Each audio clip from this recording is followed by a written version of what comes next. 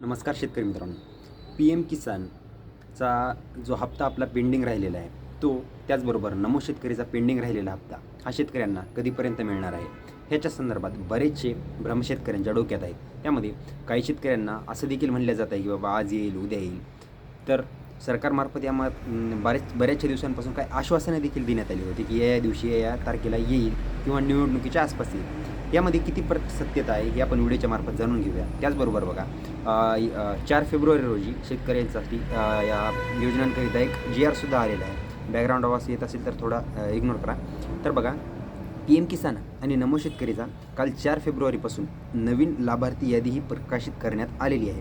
त्यामध्ये बघा, पाहायला गेलं तर आपल्यासारखंच जरी आपण बिहारला हिनवत असतील तरी बिहार सरकारने मागून येऊन आपल्यापेक्षा नवीन योजना देखील जाहीर केली आहे. त्यामध्ये PM किसानचे 6,000 प्लस गव्हर्नमेंटचे 3,000 असे एकूण वार्षिक 9,000 रुपये शेतकऱ्यांच्या खात्यात जमा व्हायला सुरुवात होणार आहे बिहारमध्ये.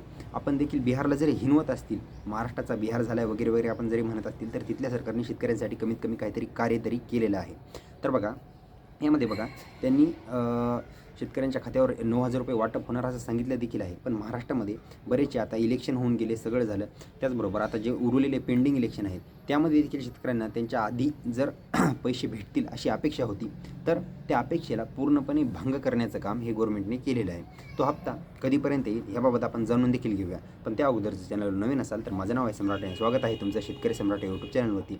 जर चॅनलला अद्यापही लाईक, सबस्क्राईब व शेअर केलं नसेल तेही करून घ्या. माझ्या डाव्या साईडला जे काही बेलायकनचं बटन दिसते त्याला देखील दाबा, म्हणजे तुम्हाला शेती व पीक विम्यासंबंधित व PM किसान अशा योजनांसंदर्भात नवीन अपडेट तुम्हाला सर्वात लवकर भेटून जाईल. तर बघा, आता तुर्तसा गव्हर्नमेंटनी एक शेतकऱ्यांना काहीतरी आपलं म्हणायचं म्हणून बघा 24 फेब्रुवारी अशी डेट सांगितलेली आहे. बघा, आता त्यामध्ये वेळ देखील लागू शकतो. कसं काय?